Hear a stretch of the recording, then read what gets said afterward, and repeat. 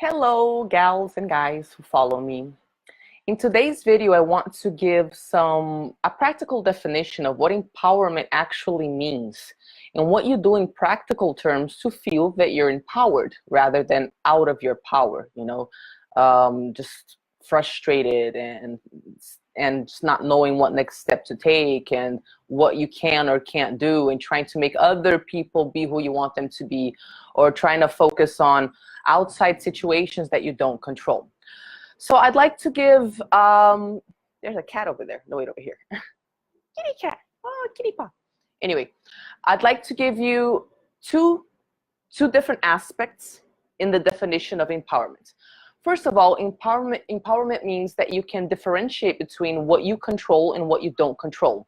And you have the mental discipline to abandon all attempts at controlling or influencing things that are outside of the scope of your control. So that's number one. So what is it that we control? There are only two things that we control in this universe. The first one is our thoughts and attitudes, the things that go on inside here.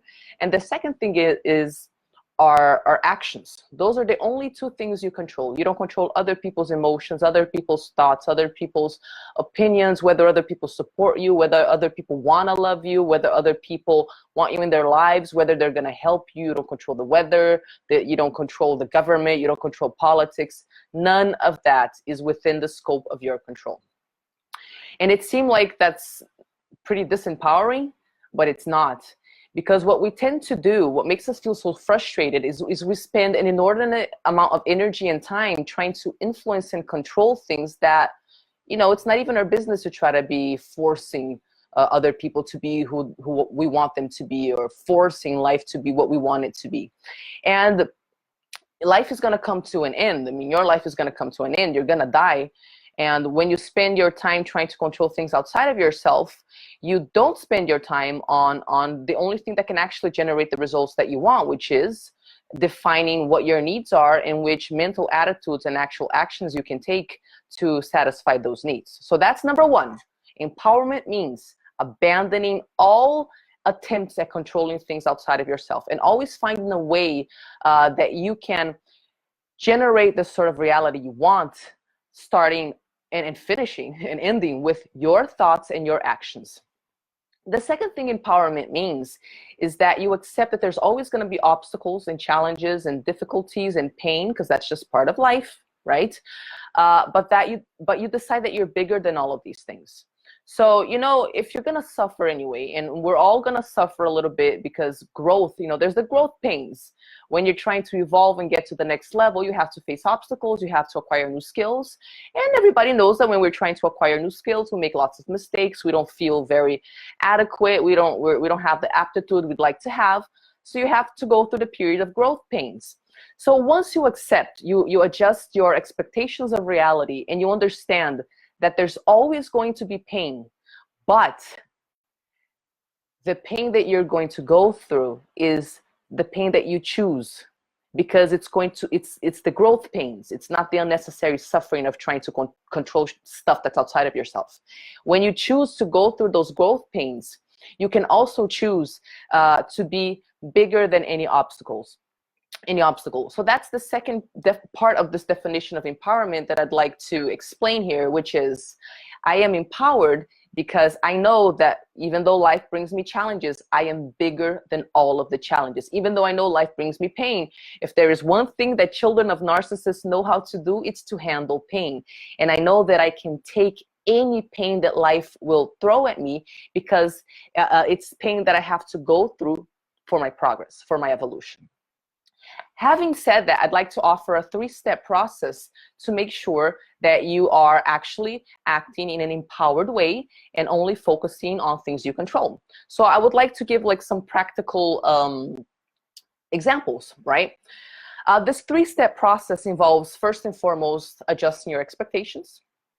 Secondly, identifying what your needs are. And thirdly, defining exactly which mental attitudes and which actions have to take place in order for you to satisfy your needs. So for example, let's imagine that you're financially dependent on your mom, on your narcissistic mom. You still live with her and you want to create some physical and psychic distance. And you're like, dude, I have to leave the house. I cannot be living with my mom anymore. But, you know, you depend on her money and you don't want to be a bad daughter and you kind of want her to support you.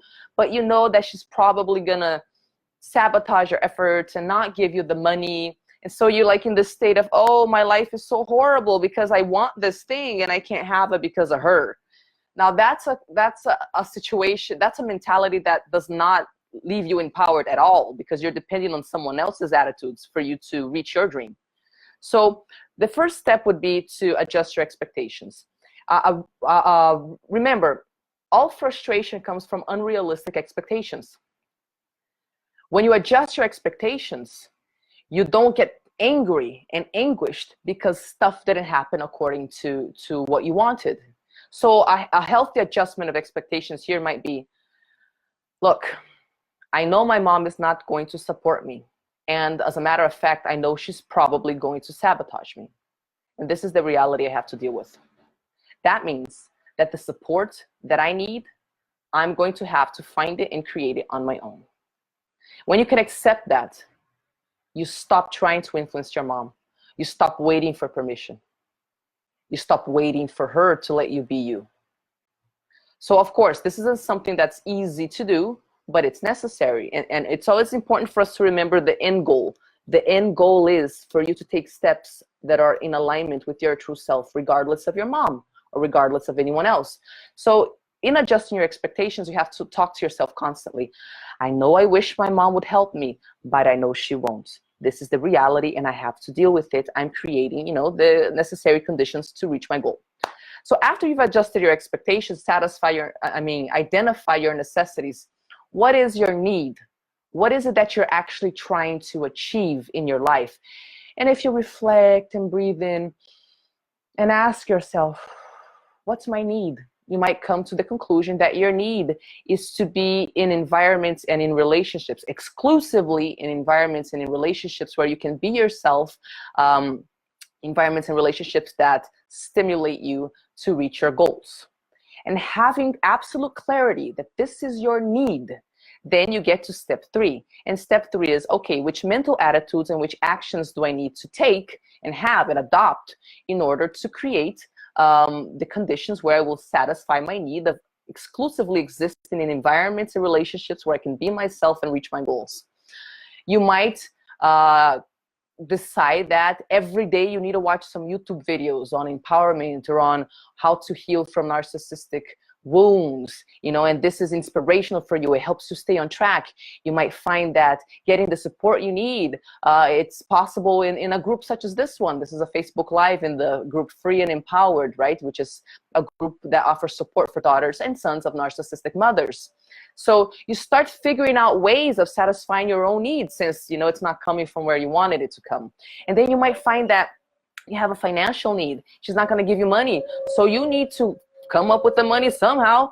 So you create a routine where every single day you treat finding a job as a job. So you wake up and you have goals and you're going to do research and you're going to hand out resumes and you're going to get in touch with companies and you treat it like a job until you find a job, because you have to create your financial support. Or you might ask someone who loves you and supports you and can help you for some help, but that's an attitude you have to take. You're not like passively waiting for your mom to do what you want her to do. So then when you do these 3 things, you adjust your expectations, you identify your true needs, and then you identify which mental and actual attitudes in terms of actions you need to adopt in order to satisfy your needs. Then you just constantly remind yourself, this is where I have control. I don't have control over this. This is where I'm going to focus. This is where I'm going to focus. This is where I'm going to focus. Because you will find that once you stop trying to control other people and expect stuff from other people, there is always something that you can do to further your situation. There's always something you can say to yourself. There's always something you can start doing or stop doing. There's always some way you can find support, change your inner state, change your what you're focusing on. There's always an attitude. There's always an action. And that's how you feel empowerment, by always finding how you have the power to influence something. And that's just your mental attitudes and your actions. Another situation, so I talked about a relationship, right? A situation in a relationship where you try to force the other person to be who you want them to be, but then you find an empowering way of reaching your own goals instead. Another situation, sometimes we want to force life or the government or politicians or whatever to be who we want them to be. And that's just as draining because you don't control politicians and life. And if you fight with life, I gotta tell you, life always wins 100% of the time. So oftentimes we're busy telling life, you shouldn't be this way. You should be this other way that I want you to be. You really should do this or that other thing. And life is just like, I am what I am. And if you don't accept that because your expectations are unrealistic, because you think life should be what you're telling it to be, instead of just accepting what life is, handing you, what life is showing you right now, then you're just going to feel that frustration and that anguish and that despair and the stagnation of trying to force stuff that's out of our control to be what we want it to be. So, for example, I'll tell you a personal story of how I stopped trying to force life to be what I wanted it to be and how I found my own solution. I'm an artist. I'm a singer and I'm a dancer. And if I don't have artistic expression, I feel dead inside. So, I'm maybe in the country where I live in Brazil. Lots of artists complain about how the government doesn't support the arts, and this new administration is going to be even worse, and artists don't get anything that they need, and the government this and politicians that, and the government this and politicians that, and if I'm an artist, I guess I'll have to be poor for the rest of my life. Well, I said there's a 3-step process, right? Adjust your expectations, identify your needs, figure out, figure out which mental and actual actions, which mental attitudes and actual actions you have to adopt in order to satisfy those needs. So the first part is adjusting your expectation. So in 2010, I realized that I needed to have time to develop my talents and a structure within which this could happen. And I realized that, having a normal 9-to-5 job or having a normal life wasn't going to do it for me. And also depending on the government or incentives and financial aid from anyone else, that was going to put me in a pretty crappy situation of just waiting and feeling stagnant, right? So I decided, you know what? My expectation is if I want to be an artist and other people don't help me, I am going to create the financial structure and the lifestyle that's necessary for me to be able to not only pay my bills in a scalable, sustainable, loving, light-generating way, because these were the prerequisites that I established for this sort of business that I would get into, this sort of business that I would launch. And this has to do with my needs, I'm going to create a financial structure that's going to allow me this sort of lifestyle where I can develop my art, where I can develop my music, where I can develop dancing. So I adjusted my expectations and I stopped waiting for the government or outside forces to give me what I wanted. And I set about, studying how I could do this, which methods were available to me, which ones were compatible with my personality. And then I came to the conclusion that if I set up an online business, that this would allow me the freedom and the scalable type of business that would give me exactly the structure and the time and the lifestyle that would be necessary for me to develop as an artist. And of course, this was a long-term goal. It's almost 2019, and this started in 2010, right? So once I adjusted my expectations and I realized what was my responsibility and what wasn't my responsibility, I identified my needs. I'd been pretty unhappy in my jobs up until that point. And on top of having the need for artistic expression, I also have and had before the need to do something that was aligned with my purpose, something that would allow me to use my intelligence, my talents, and something that I could actually look forward to doing, that I could love, and above all, that would have a positive impact not only on my life, but on the life of everyone else that I worked with. So I decided to work in this area, helping people figure out how to heal from childhood narcissistic wounds, how to feel.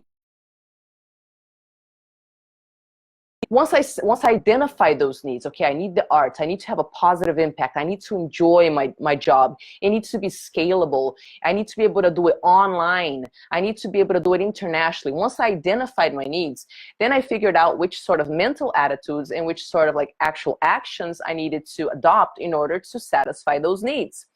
And the mental attitudes involve things like taking workshops and courses and doing programs, coaching, group programs, or one-on-one programs that would get my mindset straight, because we don't believe in ourselves. We don't believe in our dreams, and we feel weak. So it's important to surround ourselves with support. So I went after the support. I found it. You know, I found other people like me. I found other artists like me. I found other entrepreneurs. I found other people setting up online businesses. I got my support.